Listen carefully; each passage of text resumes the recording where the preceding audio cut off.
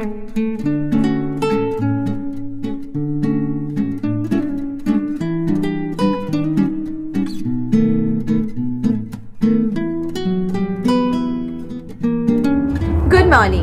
আজকে শুক্রবার, বেড়াতে যাওয়ার জন্য একদমই ঠিকঠাক দিন নয়, এটা উইকডে, কিন্তু তবুও আমরা একটা জায়গায় আজকে বেড়াতে যাব।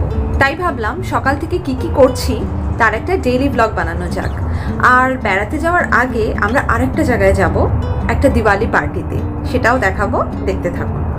এখানে আজকে সকালে আমার ছেলে যখন স্কুলে যায় তখন ছিল 6 ডিগ্রি সেলসিয়াস। তো বিছনাপত্র সব কিছুই একটু রোদে দেওয়ার চেষ্টা করেছি। এখানে ঠান্ডাটা পড়লেও বেশ ভালোই লাগে, কারণ রোদটা করা থাকে। এই খাবারটা আমি আমার ছেলের জন্য বানিয়েছিলাম যাতে ও স্কুলে নিয়ে যেতে পারে। আমরাও ব্রেকফাস্ট হিসেবে খেয়ে নিলাম চিজ স্যান্ডউইচ।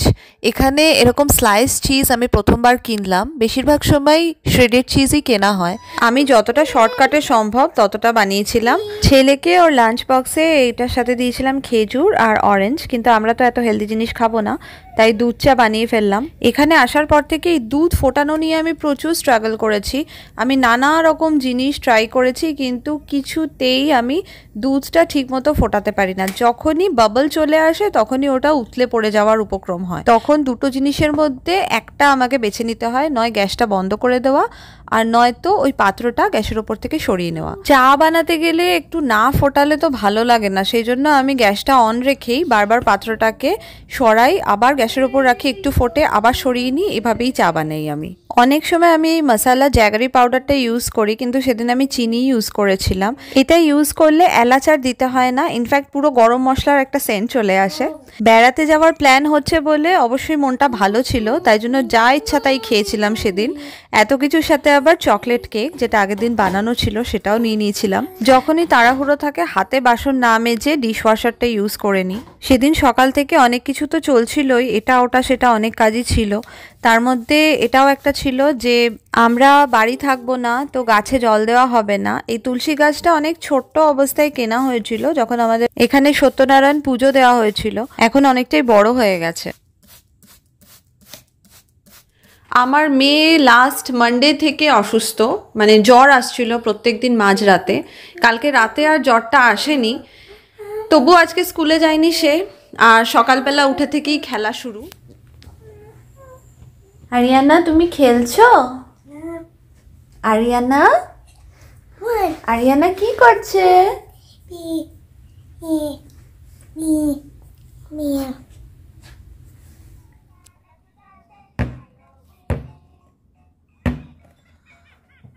আমাদের এখন যেখানে থাকা হচ্ছে সেখানে কোনো ওয়াশিং মেশিন নেই। এখানে তো বাড়িতে হাতে কাচার অ্যালাউড না, সেই জন্য বাইরে ওয়াশিং মেশিন থেকে কাপড় কেচে আনতে হয়। আমরা উইকেন্ডটা বাড়িতে থাকবো না বলে সেই দিনই সব জামা কাপড় কাচা হয়েছিল।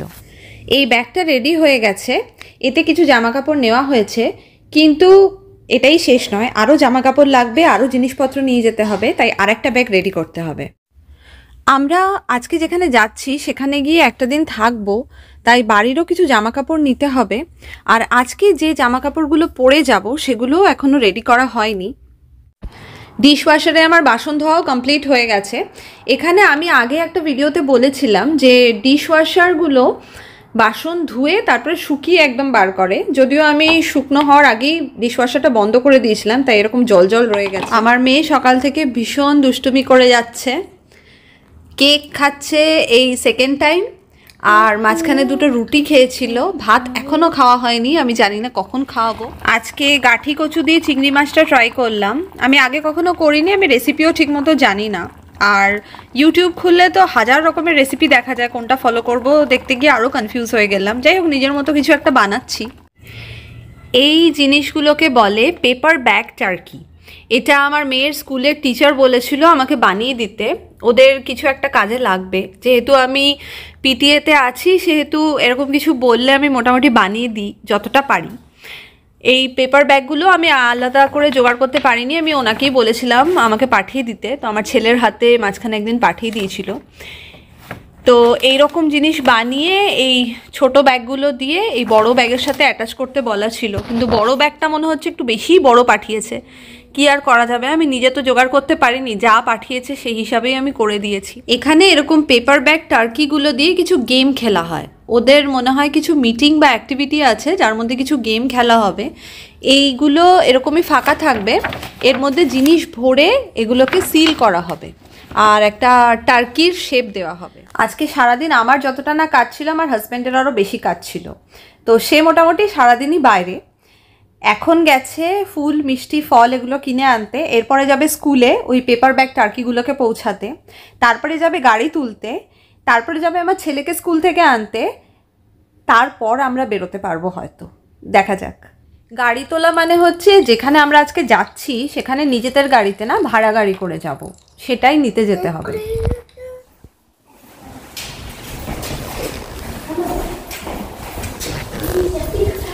আমরা স্টার্ট করলাম এখন, জানি না কখন কোথায় গিয়ে পৌঁছাবো, ভীষণ দেরি হয়ে গেছে। এই গাড়িটা আমরা পেয়েছি প্রথমবার লাল রঙের গাড়িতে। এখানকার গাড়িগুলো বেশিরভাগই সাদা বা কালোই হয়, তো লাল রঙের গাড়ি খুব ভাল লাগছে দেখতে। আমাদের কথা ছিল এখান থেকে 4:45 নাগাদ রওনা হতে, অলরেডি এখন 5:10। কিছু বলার নেই। আমরা কোথায় যাচ্ছি গোরা? তো আমরা এখন হিউস্টন দুর্গাবাড়িতে আমরা যাচ্ছি এখন। না, তার আগে দিওয়ালি পার্টি আছে না? ও হ্যাঁ, আমাদের প্ল্যান হলো আমরা যাব হচ্ছে প্রথমে দিওয়ালি পার্টিতে, তারপরে সেখান থেকে হোটেল, কারণ হোটেলে পৌঁছাতে পৌঁছাতে অনেক রাত হয়ে যাবে। আর তারপর পরের দিন আমরা পুজো দিতে যাব হিউস্টন দুর্গাবাড়ি। আমাদের প্ল্যান হলো যত তাড়াতাড়ি সম্ভব পরের দিন সকালে দুর্গাবাড়ি পৌঁছে যাওয়া পুজোর জন্য। আর সেই জন্যই পুজোর সমস্ত সামগ্রী এখান থেকেই কিনে নিয়ে যাচ্ছিলাম, কারণ অত সকালে কোনো দোকান আমরা খোলা পাবো না ওখানে। এই ট্রিপটা প্ল্যান করা হয়েছিল একটা বিশেষ উদ্দেশ্য নিয়ে, সেটা আমি পরের ভিডিওতে বলবো। যাই হোক, এই ট্রিপে আমাদের সাথে ছিল আমাদের পারিবারিক এক বন্ধু আর তার ফ্যামিলি। আমরা সেদিন যে দিওয়ালি পার্টিটা অ্যাটেন্ড করতে যাচ্ছিলাম সেটা অ্যাকচুয়ালি অর্গানাইজ করেছিল আমার হাজব্যান্ডের অফিস থেকে।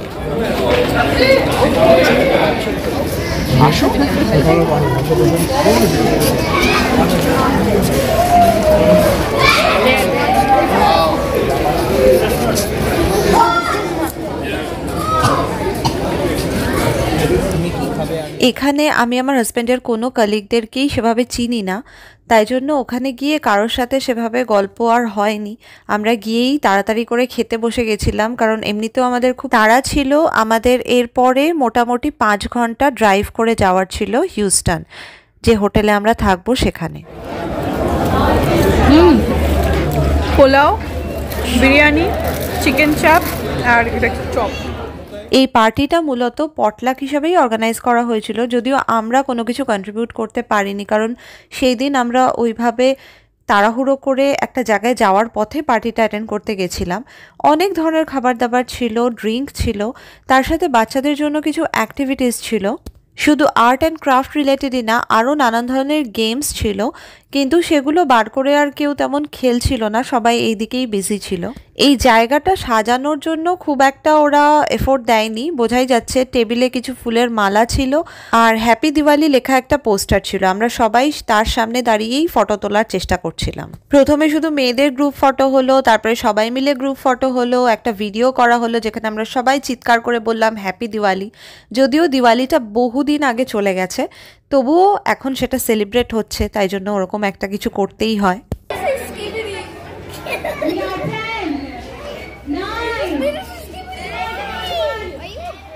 এই পার্টিটা ছিল একটা পার্কের মধ্যে, যেখানে গ্রুপ প্যাভিলিয়ন এরিয়া থাকে, মানে পিকনিক করার জন্য, সেরকম একটা জায়গায়।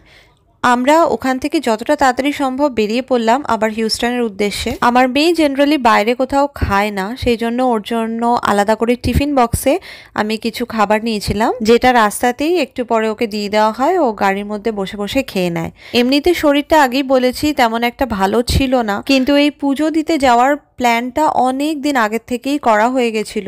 হোটেল বুকিং হয়ে গেছিল, গাড়ি বুকিং হয়ে গেছিল, ঠাকুরমশাইয়ের সাথে কথাও হয়ে গেছিল। এত সব কিছুর পরে এই জিনিসটা ক্যান্সেল করা খুবই মুশকিল হয়ে যেত।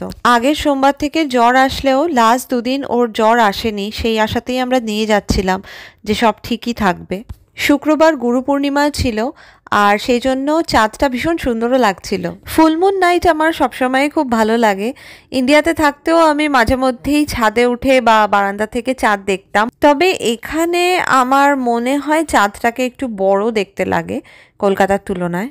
প্রতিবারই যখন আমরা কোথাও যাই তখন বহুবার আমরা থামি, যেতে যেতে প্রায় 2 ঘন্টা অন্তর অন্তর কোনো না কোনো দোকানে থামতে হয়। কিন্তু এইবার যেহেতু ওটা রাত হয়ে যাচ্ছিল আর আমাদের তাড়া ছিল, প্লাস বাচ্চারাও ঘুমিয়ে পড়েছিল, আমরা খুব কম সময় থেমেছিলাম। এত তাড়াহুড়ো করার পরেও হোটেল পৌঁছাতে আমাদের প্রায় 1টা বেজে গেছিল। আমরা আগেই জানিয়ে দিয়েছিলাম যে আমাদের যেতে লেট হবে, কারণ এখানে হোটেলগুলোতে চেক ইন টাইম 3টে থাকে। সেই জায়গায় আমরা রাত 1টার সময় গিয়ে পৌঁছাবো।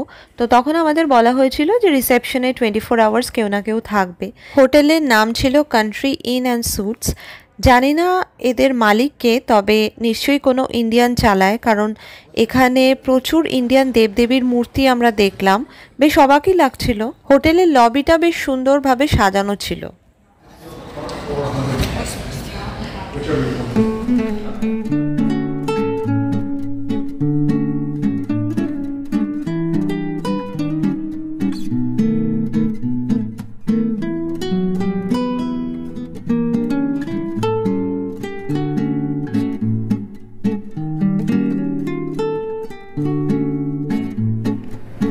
এই এরিয়াটা ছিল ব্রেকফাস্টের জন্য, কারণ এখানে ফ্রি ব্রেকফাস্টও দেওয়া হয়।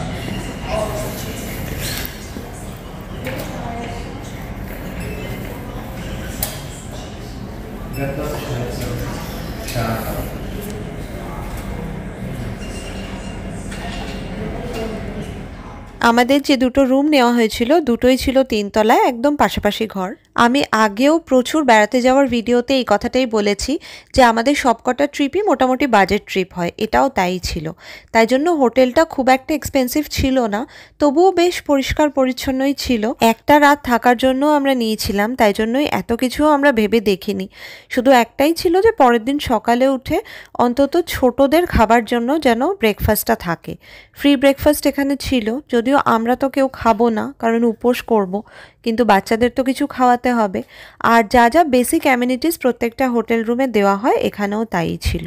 এর মধ্যে অনেক জিনিস আমরা ইউজও করিনি, যেমন মাইক্রোওয়েভ ওভেন ছিল বা ফ্রিজ ছিল। টিভিটা কিছুক্ষণের জন্য চালানো হয়েছিল, কিন্তু বাকি দুটো জিনিস ইউজ করা হয়নি। আর তার সাথে জামা কাপড়ও আয়রন করিনি আর হেয়ার ড্রায়ারও ইউজ করিনি। আসলে আমরা সেদিন রাত 1টায় পৌঁছানোর পর সোজা ঘুমিয়ে পড়ি, আর পরদিন সকালে উঠে তো আবার সেই তাড়াহুড়ো, পুজো দিতে যেতে হবে মন্দিরে।